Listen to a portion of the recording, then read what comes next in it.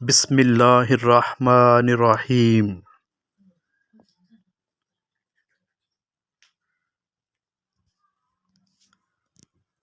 السلام علیکم ورحمۃ اللہ وبرکاتہ۔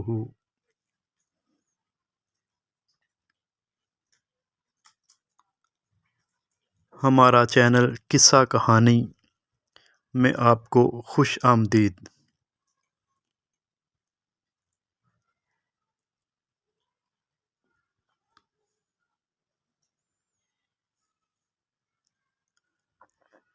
ہمارا آج کا موضوع ہے یمن کا بادشاہ۔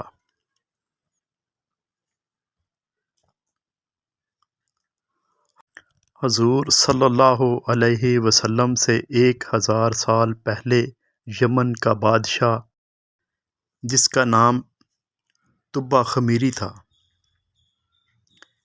ایک مرتبہ وہ اپنی سلطنت کے دورہ کو نکلا۔ 12,000 عالم اور حکیم اور 1,32,000 سوار، 1,13,000 پیادہ اپنے ہمراہ لیے ہوئے اس شان سے نکلا کہ جہاں بھی پہنچتا اس کی شان و شوکت شاہی دیکھ کر مخلوق خدا چاروں طرف نظارہ کو جمع ہو جاتی تھی۔ یہ بادشاہ جب دورہ کرتا ہوا مکہ معظمہ پہنچا تو اہل مکہ سے کوئی اسے دیکھنے نہ آیا۔ بادشاہ حیران ہوا اور اپنے وزیر اعظم سے اس کی وجہ پوچھی تو اس نے بتایا کہ اس شہر میں ایک گھر ہے جسے بیت اللہ کہتے ہیں،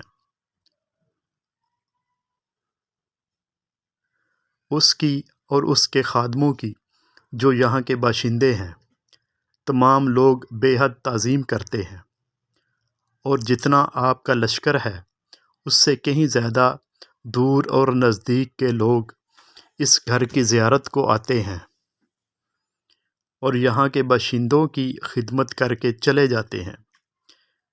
پھر آپ کا لشکر ان کے خیال میں کیوں آئے؟ یہ سن کر بادشاہ کو غصہ آیا اور قسم کھا کر کہنے لگا کہ میں اس گھر کو کھدوا دوں گا اور یہاں کے باشندوں کو قتل کروا دوں گا۔ یہ کہنا تھا کہ بادشاہ کے ناک، منہ اور آنکھوں سے خون بہنا شروع ہو گیا اور ایسا بدبودار مادہ بہنے لگا کہ اس کے پاس بیٹھنے کی بھی طاقت نہ رہی۔ اس مرض کا علاج کیا گیا مگر افاقہ نہ ہوا۔ شام کے وقت بادشاہی علماء میں سے ایک عالم ربانی تشریف لائے اور نبض دیکھ کر فرمایا، مرض آسمانی ہے اور علاج زمین کا ہو رہا ہے۔ اے بادشاہ، آپ نے اگر کوئی بری نیت کی ہے تو فوراً اس سے توبہ کریں۔ بادشاہ نے دل ہی دل میں بیت اللہ شریف اور خادم کعبہ کے متعلق اپنے ارادے سے توبہ کی۔ توبہ کرتے ہی اس کا وہ خون اور مادہ بہنا بند ہو گیا، اور پھر صحت کی خوشی میں اس نے بیت اللہ شریف کو ریشمی غلاف چڑھایا اور شہر کے ہر باشندے کو 7 اشرفی اور 7 ریشمی جوڑے نظر کیے۔ پھر یہاں سے چل کر مدینہ منورہ پہنچا تو ہمراہی علماء نے جو کتب سماویہ کے عالم تھے وہاں کی مٹی کو سونگھا اور کنکریوں کو دیکھا، اور نبی آخر الزمان صلی اللہ علیہ وسلم کی ہجرت گاہ کی جو علامتیں انہوں نے پڑھی تھیں ان کے مطابق اس سرزمین کو پایا تو باہم عہد کر لیا کہ ہم یہاں ہی مر جائیں گے مگر اس سرزمین کو نہ چھوڑیں گے۔ اگر ہماری قسمت نے یاوری کی تو کبھی نہ کبھی جب نبی آخر الزمان صلی اللہ علیہ وسلم تشریف لائیں گے ہمیں بھی زیارت کا شرف حاصل ہو جائے گا، ورنہ ہماری قبروں پر تو ضرور کبھی نہ کبھی ان کی جوتیوں کی مقدس خاک اٹھ کر پڑ جائے گی جو ہماری نجات کے لیے کافی ہے۔ یہ سن کر بادشاہ نے ان عالموں کے واسطے 400 مکان بنوائے اور اس بڑے عالم ربانی کے مکان کے پاس حضور صلی اللہ علیہ وسلم کی خاطر ایک 2 منزلہ عمدہ مکان تعمیر کروایا اور وصیت کر دی کہ جب آپ صلی اللہ علیہ وسلم تشریف لائیں تو یہ مکان آپ کی آرام گاہ ہو، اور ان 400 علماء کی کافی مالی امداد بھی کی اور کہا کہ تم ہمیشہ یہیں رہو، اور پھر اس بڑے عالم ربانی کو ایک خط لکھ دیا اور کہا کہ میرا یہ خط اس نبی آخر الزمان صلی اللہ علیہ وسلم کی خدمت اقدس میں پیش کر دینا، اور اگر زندگی بھر تمہیں حضور صلی اللہ علیہ وسلم کی زیارت کا موقع نہ ملے تو اپنی اولاد کو وصیت کر دینا کہ نسلاً بعد نسل میرا یہ خط محفوظ رکھیں،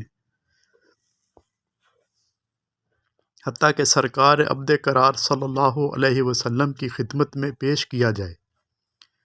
یہ کہہ کر بادشاہ وہاں سے چل دیا۔ وہ خط نبی کریم صلی اللہ علیہ وسلم کی خدمت اقدس میں 1000 سال بعد پیش ہوا۔ کیسے ہوا اور خط میں کیا لکھا تھا؟ سنیے اور عظمت حضور صلی اللہ علیہ وسلم کی شان دیکھیے۔ کم ترین مخلوق طبع اول خمیری کی طرف سے شفیع المذنبین سید المرسلین محمد رسول اللہ صلی اللہ علیہ وسلم، اما بعد۔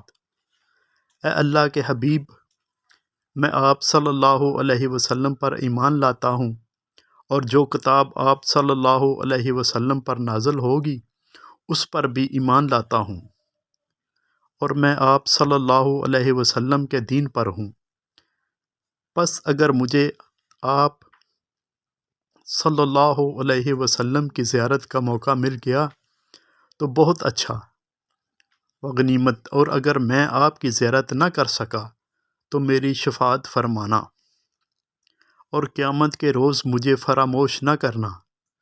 میں آپ کی پہلی امت میں سے ہوں اور آپ کے ساتھ آپ کی آمد سے پہلے ہی بیعت کرتا ہوں۔ میں گواہی دیتا ہوں کہ اللہ ایک ہے اور آپ اس کے سچے رسول ہیں۔ شاہ یمن کا یہ خط نسل بعد نسل ان 400 علماء کے اندر حرز جان کی حیثیت سے محفوظ چلا آیا، یہاں تک کہ 1000 سال کا عرصہ گزر گیا۔ ان علماء کی اولاد اس کثرت سے بڑھی کہ مدینہ کی آبادی میں کئی گنا اضافہ ہو گیا، اور یہ خط دست بدست مع وصیت کے اس بڑے عالم ربانی کی اولاد میں سے حضرت ابو ایوب انصاری رضی اللہ تعالی عنہ کے پاس پہنچا، اور آپ نے وہ خط اپنے غلام خاص ابو لیلہ کی تحویل میں رکھا، اور جب حضور صلی اللہ علیہ وسلم نے مدینہ ہجرت فرمائی اور مدینہ کی الوداعی گھاٹی سنیاد کی گھاٹیوں سے آپ کی اونٹنی نمودار ہوئی، اور مدینہ کے خوش نصیب لوگ محبوب خدا کا استقبال کرنے کو جوق در جوق آ رہے تھے، اور کوئی اپنے مکانوں کو سجا رہا تھا تو کوئی گلیوں اور سڑکوں کو صاف کر رہا تھا، اور کوئی دعوت کا انتظام کر رہا تھا، اور سب یہی اصرار کر رہے تھے کہ حضور صلی اللہ علیہ وسلم میرے گھر تشریف لائیں۔ حضور صلی اللہ علیہ وسلم نے فرمایا کہ میری اونٹنی کی نکیل چھوڑ دو، جس گھر میں یہ ٹھہرے گی اور بیٹھ جائے گی وہیں میری قیام گاہ ہوگی۔ چنانچہ جو 2 منزلہ مکان شاہ یمن طبع خمیری نے حضور صلی اللہ علیہ وسلم کی خاطر بنوایا تھا، وہ اس وقت حضرت ابو ایوب انصاری رضی اللہ تعالی عنہ کی تحویل میں تھا۔ اس میں حضور صلی اللہ علیہ وسلم کی اونٹنی جا کر ٹھہر گئی۔ لوگوں نے ابو لیلہ کو بھیجا کہ جاؤ حضور صلی اللہ علیہ وسلم کو شاہ یمن طبع خمیری کا خط دے آؤ۔ جب ابو لیلہ حاضر ہوا تو حضور صلی اللہ علیہ وسلم نے اسے دیکھا اور فرمایا تو ابو لیلہ ہے؟ یہ سن کر ابو لیلہ حیران ہو گیا۔ حضور صلی اللہ علیہ وسلم نے فرمایا میں محمد رسول اللہ ہوں، شاہ یمن کا جو خط تمہارے پاس ہے لاؤ وہ مجھے دے دو۔ چنانچہ ابو لیلہ نے وہ خط دیا۔ حضور صلی اللہ علیہ وسلم نے پڑھ کر فرمایا صالحہ بھائی، طبع کو آفرین و شاباش ہے۔ سبحان اللہ، میں صدقے یا رسول اللہ صلی اللہ علیہ وآلہ وسلم، صلی اللہ علیہ وآلہ وصحبہ وازواجہ وبارک وسلم کثیرا کثیرا۔ جزاک اللہ۔